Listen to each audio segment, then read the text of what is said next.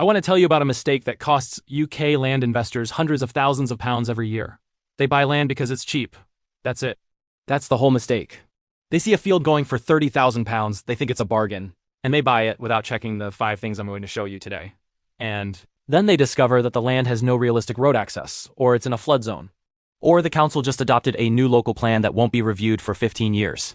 Cheap land with no planning potential is not an investment. It's a donation to a farmer. Today I'm going to give you the 5 signs of truly bankable UK land and a 25-point scoring system so you can evaluate any plot rationally before spending a single pound. Welcome back to Continent Business Hubs, the channel where we equip UK entrepreneurs with the financial knowledge, the practical tools, and the kingdom foundations to build real, lasting wealth that funds God's purposes in the world. If this is your first time here, hit subscribe and make sure you turn on notifications. We publish new content every week. Why people buy the wrong land.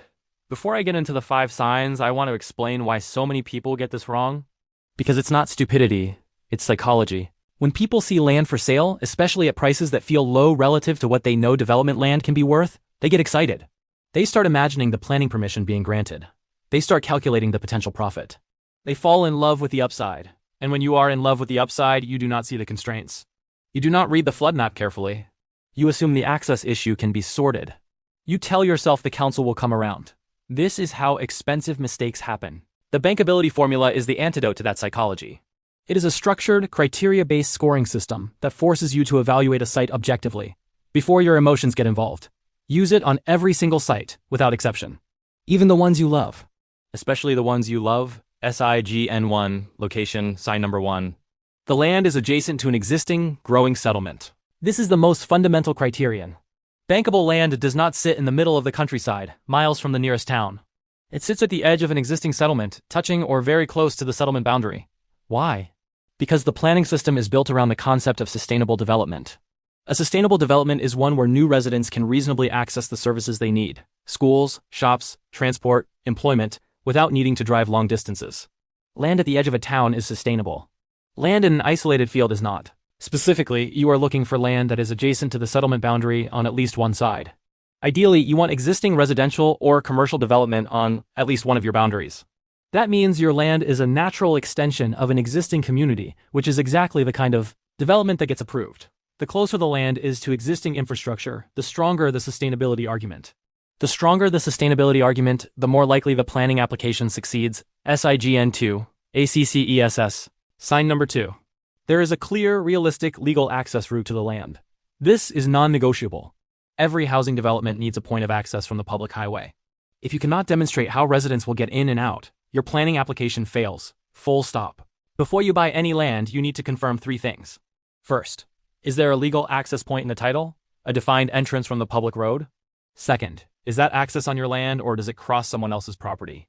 Access that crosses someone else's land requires an easement which has to be formally negotiated and registered. Third, is the access point physically suitable for the level of development you are planning?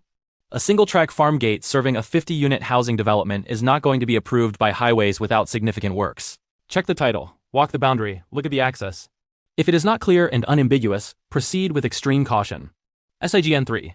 Absence of constraints. Sign number 3 is actually a negative sign. Not the absence of something good, but the absence of something bad. Planning constraints are the things that make a site difficult or impossible to develop. Some constraints can be mitigated with good design and professional advice. Others are effectively fatal to a planning application. The constraints you must check before any purchase are these. Flood risk.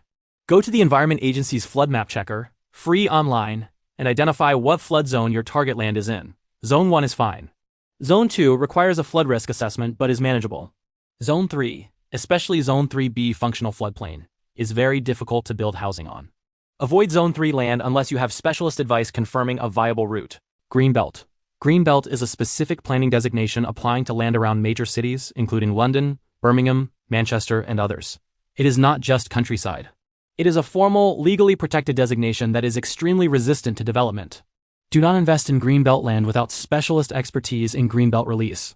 It is not impossible, but it is very hard. Protected species. Badger sets, bat roosts, great crested newts, nesting birds all require mitigation if present. Commission a Phase 1 habitat survey before purchase for any site with trees, hedgerows, ponds, or old structures. This costs £500 to £1,500 and could save you from a very expensive surprise. Contamination. Former industrial sites may contain contamination that is expensive to remediate. If your target land has any history of industrial or commercial use, commission an environmental desktop study before purchase. SIGN 4. Local Plan Trajectory. Sign number 4. The council is under pressure to allocate more land. This is about timing. You want to buy land in an area where the council is about to need to find new housing sites, not in an area that has just completed a plan review and has housing allocations locked in for the next 15 years. 3 indicators tell you that a council is under pressure. First, their 5-year housing land supply is below 5 years. As we discussed in a previous video, this triggers the presumption in favor of development. Check the council's annual housing land supply statement. Second, a local plan review is due within the next 3 to 5 years. Plan reviews are when new land gets allocated. If the council's current plan is old, adopted more than 10 years ago, it is almost certainly due for review. Third, the council is consistently under-delivering on its housing target. If they are supposed to build 1,000 homes a year and they are only building 600, the shortfall is accumulating.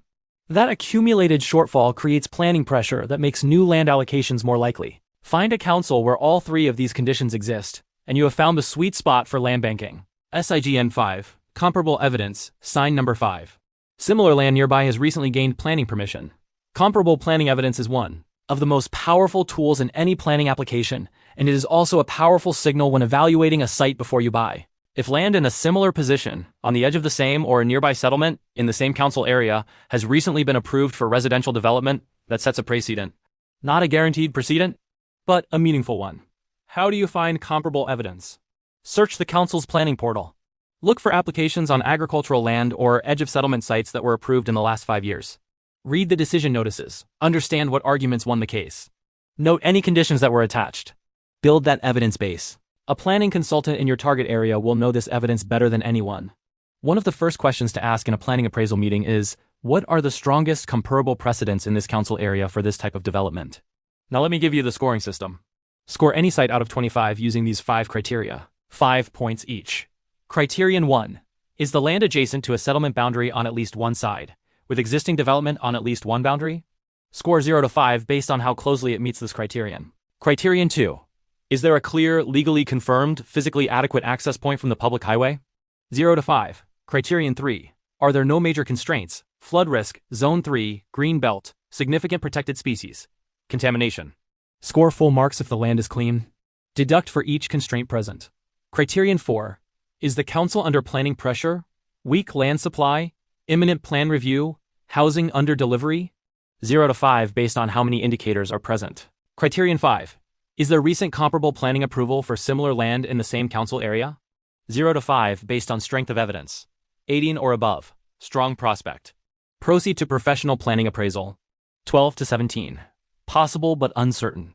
Needs more research before spending money. Below 12. Walk away and find a better site. Emotion is the enemy of good land investment decisions. The scorecard is the antidote. Use it on every site. Without exception.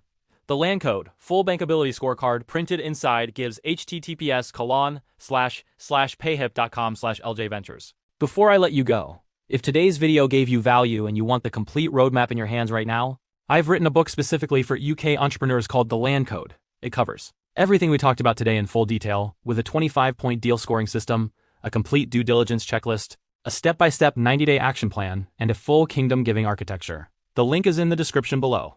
It's called The Land Code. It's available right now on https://payhip.com/ljventures. And the price will not be this low forever. Go get it. If this video helped you, please do 3 things right now. Hit the like button. It genuinely helps this content reach more people. Subscribe if you haven't already. And drop a comment below. Tell me, what's your biggest question about land banking in the UK? I read every single comment and I will reply. I'll see you in the next video. God bless.